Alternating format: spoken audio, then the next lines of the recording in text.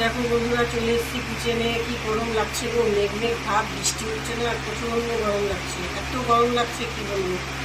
এই যে বসে পড়েছি সব কিছু নিয়ে, এখন কাটাকাটি করবো।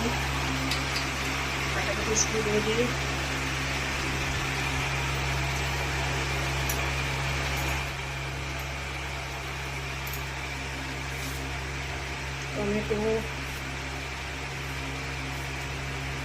টমেটোটা দেখেছো পুরো লাল, মানে কার্বাইডের তো, কার্বাইড তো না, কি এমনি ওষুধ দেয় না, ওষুধ দিয়ে এরকম লাল করে দেয়। ক্যাপসিকামটা অনেক বড়, দেখো বড় সাইজ, বিশাল বড় ক্যাপসিকামটা।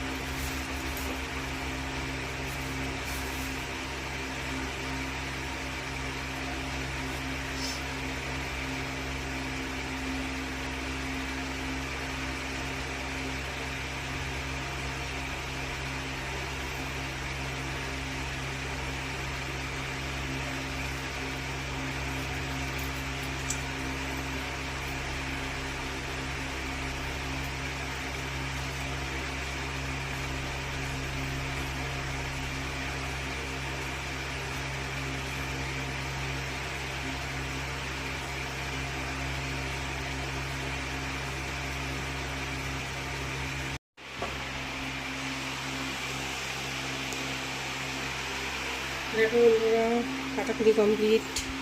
কড়াই বসিয়ে দিয়েছি, ওদিকে জল গরম বসিয়ে দিয়েছি। ওদিকে দেখো মশলাটা করবো।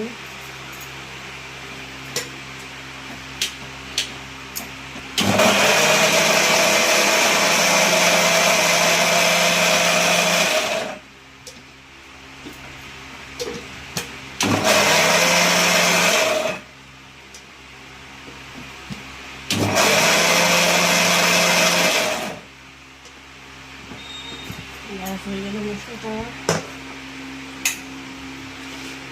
এখনকার দিনে মিক্সি হয়ে কত সুবিধা হয়েছে বলো, মানুষের কত তাড়াতাড়ি মশলা বাড়া হয়ে যায়।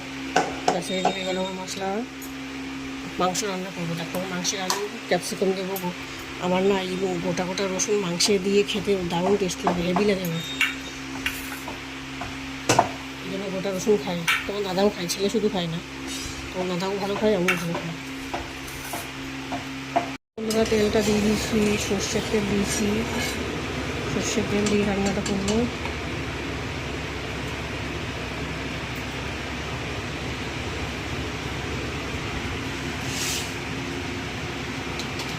আগে আমি আলুটা না লাল লাল করে ভেজে নেবো, তাহলে টেস্ট বেশি হবে।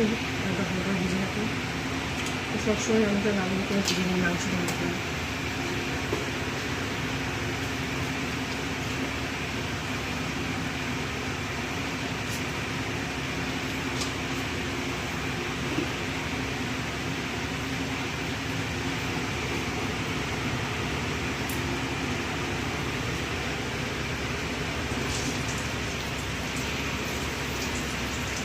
মাংস একটু বেশি আলু দিই, কারণ এরা আবার আলু পছন্দ করে। আলু দিয়ে ওদের মাংস না হলেও চলে, ওদের আলু লাগে।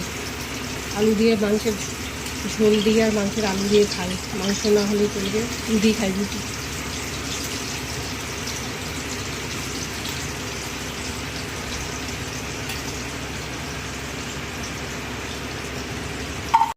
দেখো আলুগুলো লাল লাল করে ভাজা হয়ে গেছে। ক্যাপসিকামটা দিয়ে দিব।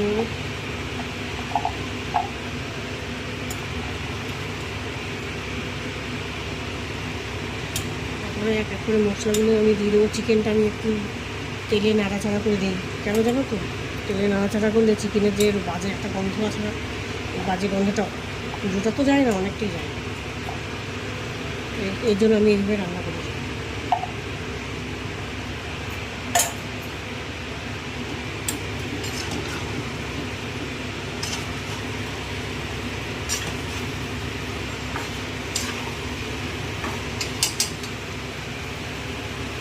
দেখো বন্ধুরা, চিকেন আমার কমপ্লিট হয়ে গেছে, ওইদিকে ভাতটাও হয়ে গেছে। আর এই যে এটা এই মিক্সির এটা মাজবো বাটিটা। আর কড়াই মাজবো, গ্যাস মুছবো, কাজ আছে এখনো, বাথরুমে চান টান করবো। আজকের ব্লগটা এখানে শেষ করছি। তোমরা সবাই ভালো থাকো, একটু আমার চ্যানেলটা সাবস্ক্রাইব করে দিও, ভিডিওগুলো দেখো প্লিজ। টাটা।